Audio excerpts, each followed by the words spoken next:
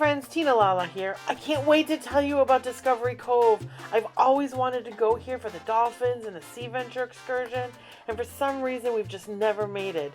But we decided to go there on the last full day of our trip, and it was the perfect ending to a long, hot, rainy vacation.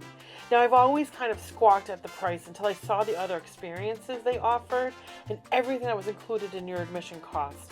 You get free parking, breakfast, lunch, snacks, all you can drink soft drinks, coffee, a selection of beer, wines, wetsuits, snorkel gear, towels, lockers, showers, unlimited access to all their facilities.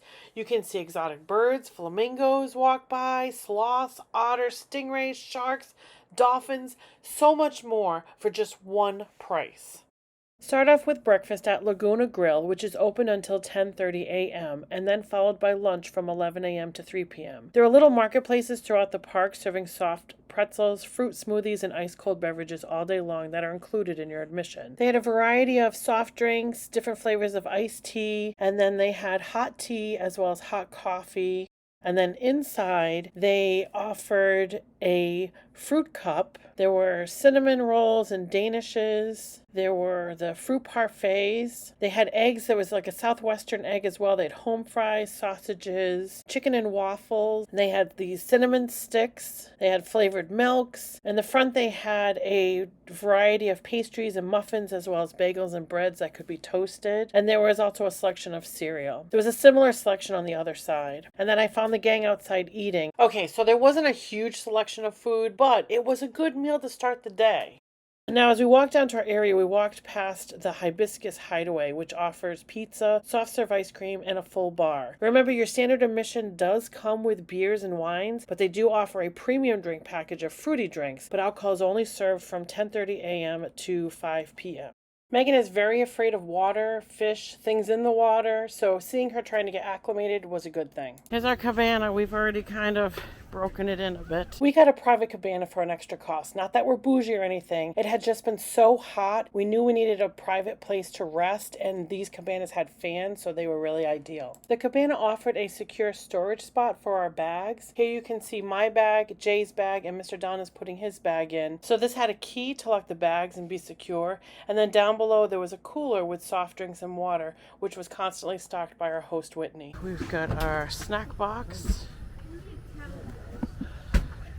The cabanas come with a host. Ours was Whitney, and she was amazing, making sure we had cold drinks, Dole Whips, alerted us to lunch, when the animal encounters were, and anything else that we needed. They also had beds on the beach, which we've used on other adventures and found them to be very hot, and they didn't include the storage or the cold drinks. This was the view from our cabana overlooking the Grand Reef, where you could swim and snorkel with tropical fish around a coral reef habitat. You can see from these pictures provided by Discovery Cove, you could really dive down deep to be able to see all of the different fish. The first thing on our agenda was the Sea Venture. This is an underwater walking tour where you wear dive helmets hooked up to oxygen tanks, allowing you a very up-close view of sharks, rays, and fish. Sadly, I couldn't bring my camera down there. We saw some stingrays. We saw all types of fish that are all around you, and then they had some different urchins and stuff that we were able to hold on to. But you are just walking around this whole area, but the fish are everywhere. There were handrails all around so that you had something to hold on to. It was pretty cool to see giant stingrays swim by you while you walked on the sandy floor. Discovery Cove donates 5% of the proceeds to Rising Tide Conservation, a nonprofit dedicated to the protection of coral reefs through sustainable aquaculture. So these pictures from Discovery Cove show you the dive helmet that goes over your head and how it's attached to the blue oxygen cord above. So we just came back from the Sea Venture here at Discovery Cove, and I was really nervous at first, but we did it, and I'm gonna scan around so that you can talk to everybody and see how they felt about it. Jay? It was actually pretty fun. I was the first one down, first one up. I just had to keep looking around. Yeah. It's kind of hard. My thing was just like, I have water up to my chin. I'm like, help me. Yeah. But I'm like, hey, that's what astronauts have to do every day. When you were able to keep your glasses on. I was able to keep my glasses on. All right, so Dad, how about you? It was cold at first. Yes. It was cold. Definitely. Getting in, it was very cold water, but with the wetsuit on. It wasn't that bad. It was very, very interesting, very cool. You're walking underwater, breathing air, and just walking nice, and you're seeing everything. We did see sharks. I was behind a glass plate, so they were in there with us. Scuba The divers. divers were very attentive, making sure people were still okay with things and writing things down on an etch-a-sketch. It was kind of cool. Kept erasing things as they went along. I like to start off by saying when I go to the beach, I don't go in the water because I don't like fish. I did that. I did the activity. I went underwater, made it had a panic attack the second I looked around, but it's okay. We did it. I freaked out a little bit when I saw a shark just like on the floor swimming around, and I said, absolutely not. But I was like, you know what? I got here. I did it. I got this far. I got finished. So, yeah, I did that.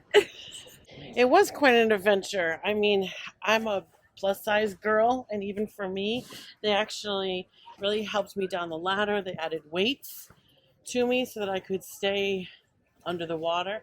I had a little bit of issues staying flat foot because I was a little too buoyant under the water, but there were so many amazing fish that we saw under there.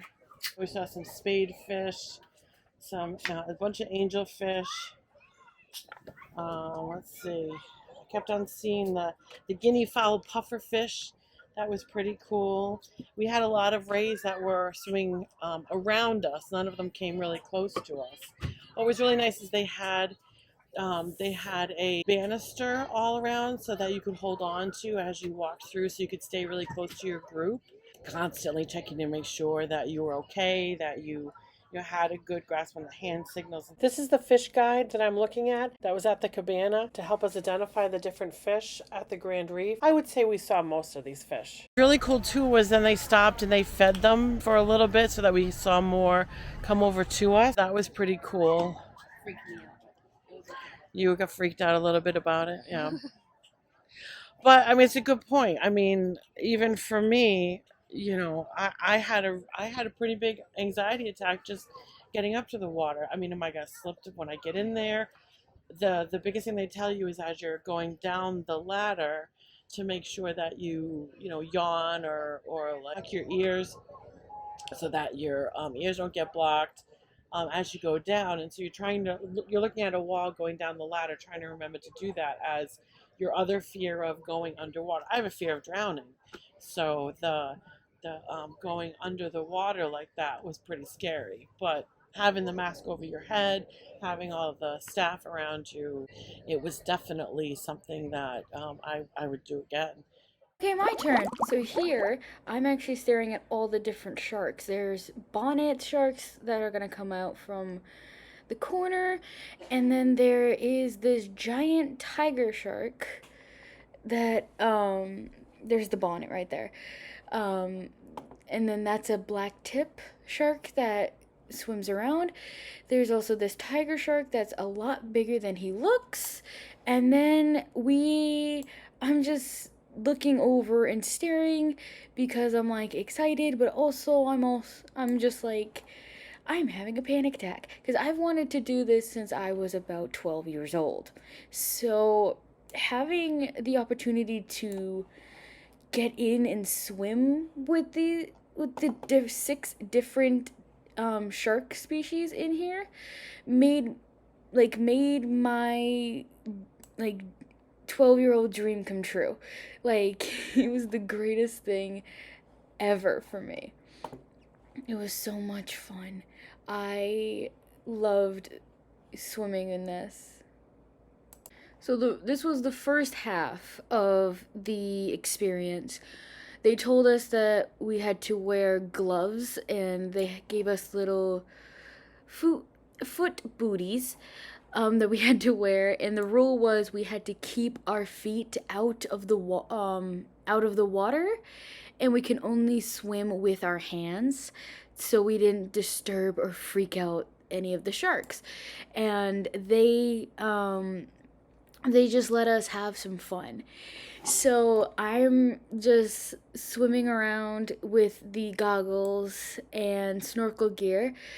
I tried my best to stay away from the giant tiger shark. He freaked me out.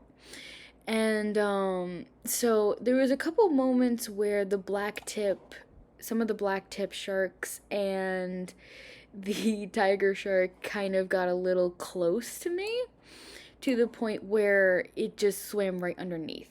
Back at Laguna Grill, lunch was being served. There was coconut crusted salmon with island-style rice and vegetables, Jamaican pepper steak with rice. They even had burger bar.